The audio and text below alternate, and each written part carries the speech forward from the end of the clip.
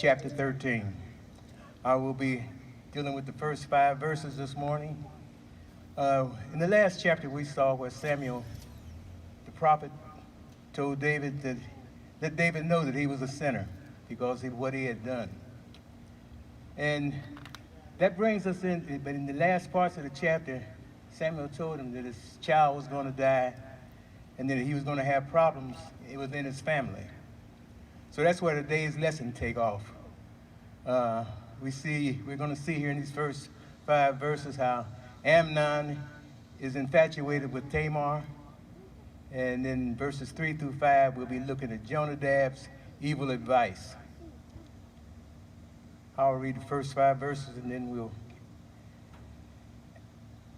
And it came to pass after this that Absalom, the son of David, had a fair sister whose name was Tamar. And Amnon, the son of David, loved her. And Amnon so vexed that he fell sick for his sister Tamar, for she was a virgin. And Amnon thought it hard for him to do anything to her. But Amnon had a friend whose name was Jonadab, the son of Shemaiah, David's brother. And Jonadab was a very subtle man. And he said unto him, Why art thou, being the king's son, lean from day to day? Wilt thou not tell me? And Amnon said unto him, I love Tamar, my brother Absalom's sister. And Jonadab said unto him, Lay thee down on thy bed, and make thyself sick. And when thy father cometh to see thee, say unto him, I pray thee, let my sister Tamar come, and give me meat, and dress the meat in my sight, that I may see it, and eat it at her hand. So as we look at these 5 verses this morning, we are looking at what all happened in these 5 verses. You take, when we look at Absalom, the son of David, had a lovely sister whose name was Tamar. This brother and sister were the children of David through his wife Micaiah, who was the daughter of Talmai, king of Geshur. Amnon, the son of David, was David's firstborn son from his wife Ahinoam, the Jezreelite. Now that lets us know that he was the crown prince. He was the next in line for anything. So as we go on here, as we look at Amnon being the crown prince, first in line to the throne, he was subject to get anything that he wanted. And because David was always away on wars and dealing with the affairs of Israel, he didn't have time to deal with his children like he should have. And as a result of it, they all were out of line, as you will soon see.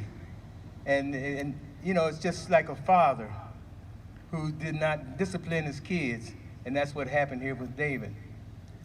Amnon longed for Tamar was so much that he became lovesick. It was even more difficult for him because she was a virgin, meaning that she was available to be married. But not to Amnon, because the marriage between half-brother and half-sister was forbidden. The name Tamar means plain tree, signifying fruitfulness. The name Absalom means his father's peace. The name Amnon means faithful, subtle. None of them answered what their names meant. And as we go on down here and looking at Jonadab's advice, we're looking at Jonadab was a very crafty man. He was, he was wicked, and his advice to Amnon began to be disastrous in the chain of events. Jonadab was a cousin to Amnon, being the son of David's brother. And as we look at all of these things, we see where Even a friend can be a carnal friend. So that lets us know we have to pick our friends carefully. Because sometimes those carnal friends are become spiritual enemies. So as we look a little further down, he said, I love Tamar. And as the events will show, that he did not love Tamar. He was just lustful for Tamar and called it love. And he certainly was not the last person to do this. And the list often is a masquerade for love. And as we go on down, we just see how things just get out of hand.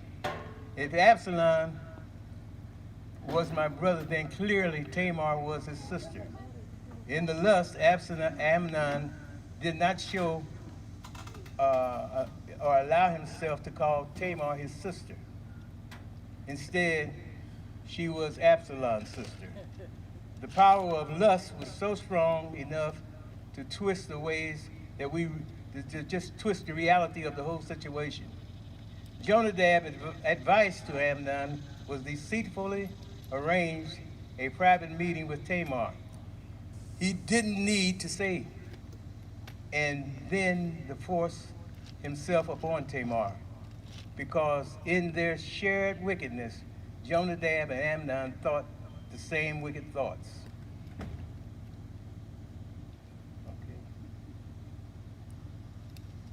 Amen. I'm going to read 6 through 14.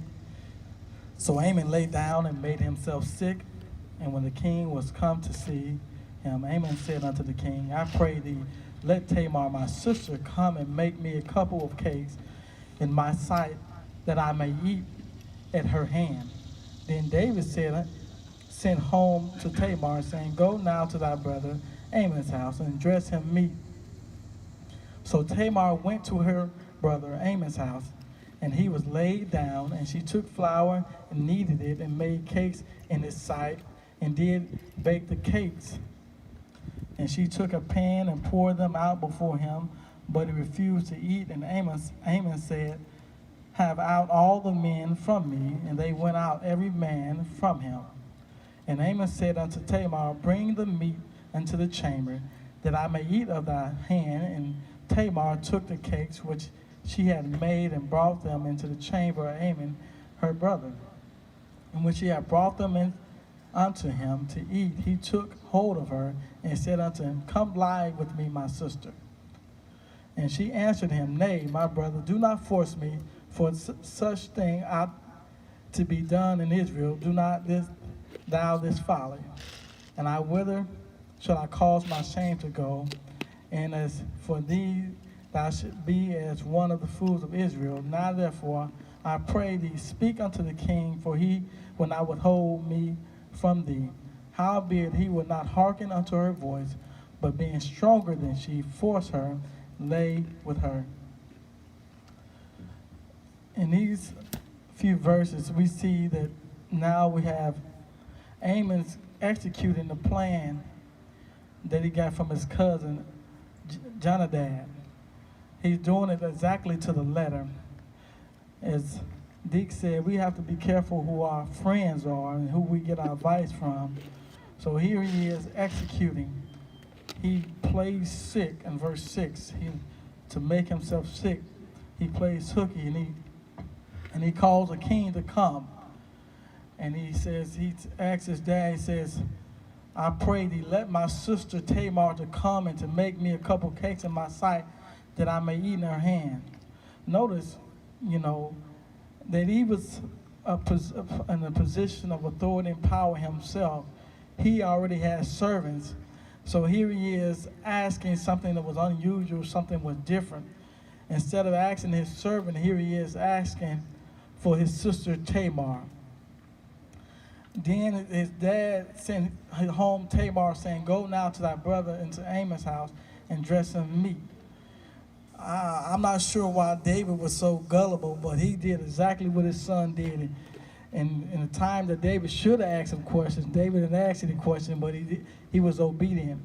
So he's really sending Tamar right into the lion's den.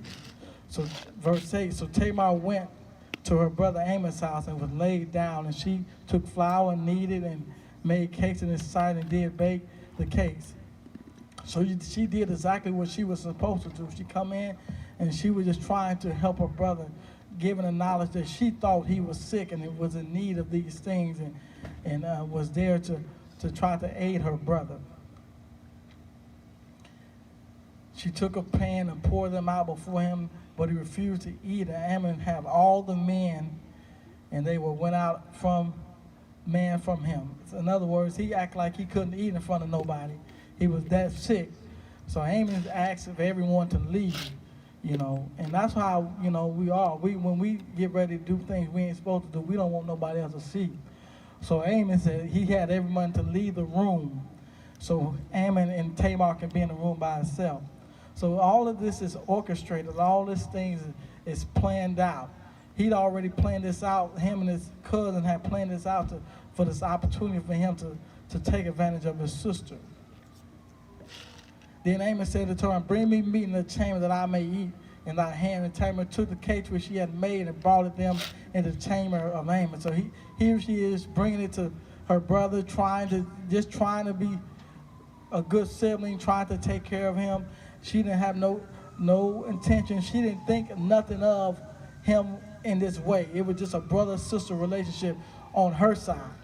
But the thing about it was she wasn't aware that he was infatuated. He was trying to set her up. She was unaware. She didn't think nothing of what she was doing.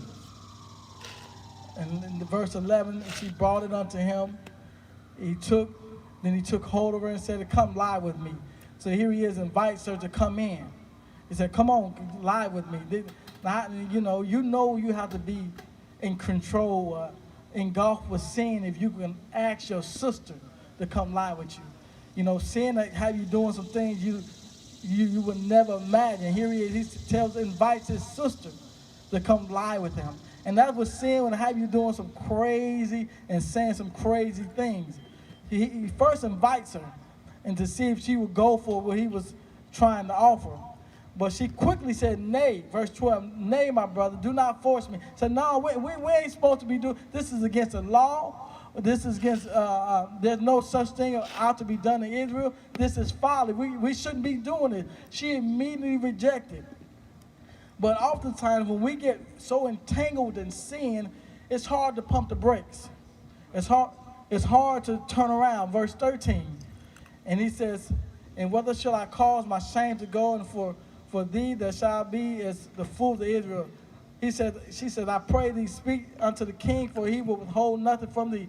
Tamar was trying to make and talk fast. And listen, we ain't got to do this. We can, you can talk to the king and make some other type of arrangement. And, he may give you unto thee. She knew that wasn't a possibility, but she was just trying to get herself out of that situation by talking fast. She was trying to get herself out of that situation of being in danger. So she was saying whatever she had to say to try to get him to calm down so she can get out of that situation. But, verse 14, he did not hearken. He didn't listen. He was so enraged and lust. He was so caught up in what he wanted, no matter what, by any means necessary. He wasn't going to take no for an answer. He being stronger than he forced her and lay with her. And that's what sin does. Sin will have you doing some crazy things. It'll have you all messed up. And here he is taking advantage of his sister, being stronger. After she had laid it out, the consequences. After all of that, he still jumped in. And our pastor used to say stuff like this. Sometimes as Christians, we walk in the fire with our eyes wide open. I say we walk into the fire with our eyes wide open. We know consequences for our actions, but sometimes even though it's wrong, we still walk in it. And here he is. He knew this was wrong, but he still did it anyhow. Because it seemed like it was nothing else going to satisfy him but Tamar. He said, if I just can get Tamar, everything will be all right. And that's what sin will promise you. Sin will promise you, if you just get what you're going after, everything going to be all right. And Ammon, in verse 15, Ammon, stop there, verse 14. I'm sorry. Go ahead. Good morning, Freedom Faith. We're going to start reading at verse 15. Then Amnon hated her exceedingly, so that the hatred with which he hated her was greater than the love which he had loved her. And Ammon said to her, arise and be gone. Right here, this is the moment that totally reveals that Amnon's desire for Tamar was not love at all. This is where it is revealed that it was nothing but lust. She was only good for him for the moment for what he wanted. But then once he had no more use for her, once he's gotten what he wanted, he didn't want her anymore. And that's how many of us are. You know, many of us have friends. This is on another level, but you're only good for them for as much as they can get from you. And once they've gotten all that they can get from you, then they have no more use for you. You know, and that's pretty much the situation that Tamar is in right now. You know, she feel like she's been used, she's been desecrated, she's been violated, and now she can't move, be in a position to be married and, as a virgin, as a virgin wife. Verse 16 through 18, Amnon so she said to him, no, indeed, this evil of sending me away is worse than, hold on, let me back up. It says that he hated her, his hatred towards her was greater than the love with which he had loved her. And once again, that lets you know that anytime your hatred becomes greater than the love that you have for somebody, you never really loved that person with the love of God to begin with. So she said to him, no, indeed, this evil of sending me away is worse than that thing that you did to me. But he would not listen to her. Then he called his servant who attached him and said, here, put this woman out away from me, and bolt the door behind her. Now she had on a robe of many colors, for the king's virgin daughters wore such apparel, and his servant put her out and bolted the door. Ain't that a smack in the face? You've desecrated the sanctity of my being a virgin. You desecrated the sanctity of me being pure for my husband. And not only that, you just throw me out like I'm a piece of trash. That's exactly what Amnon done. But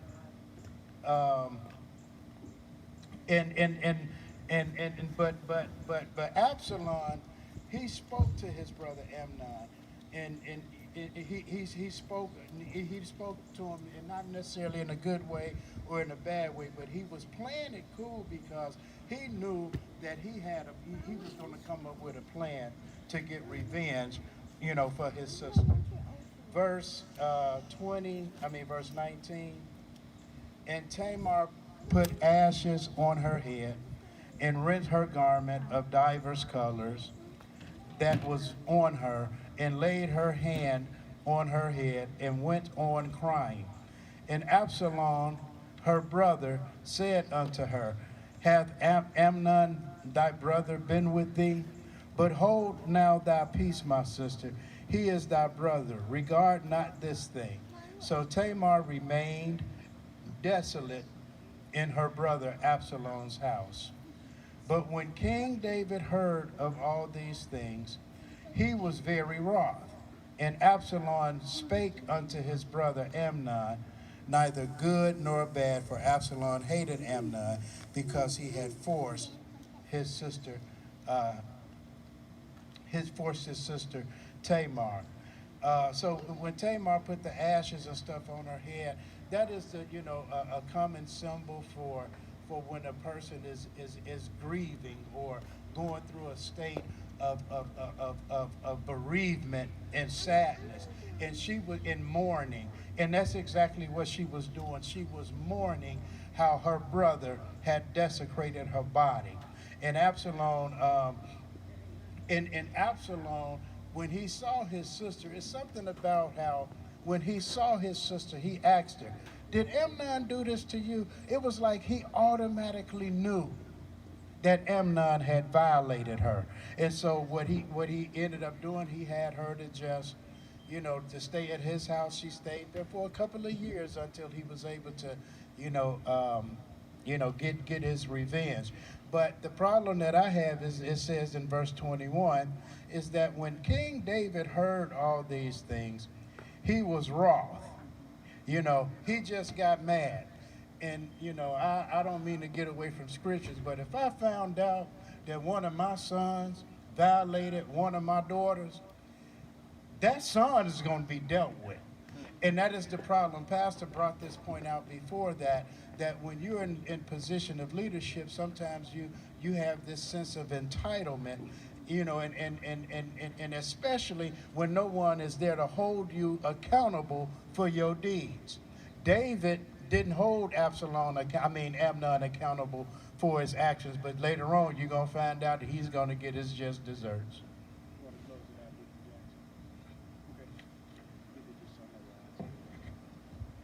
As you see here in this chapter, we see what happens when we don't follow what thus saith the Lord. In Leviticus 8, chapter 18, verse 9, it says, "The nakedness of thy sister, the daughter of thy father, or the daughter of thy mother, whether she be born at home or be born abroad, even the nakedness thou shalt not uncover." And this lets us know, in this chapter, marrying relatives was prohibited by God for physical and social and moral reasons. Children born to near relatives may experience serious health problems. And you would think, he said, well, this is all in the Old Testament, but it still goes on even unto today. And we need to learn what thus saith the Lord doesn't change. We change, but it doesn't change.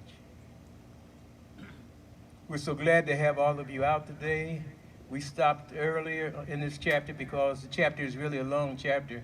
It goes on to 39, but we plan to finish it at some point in time.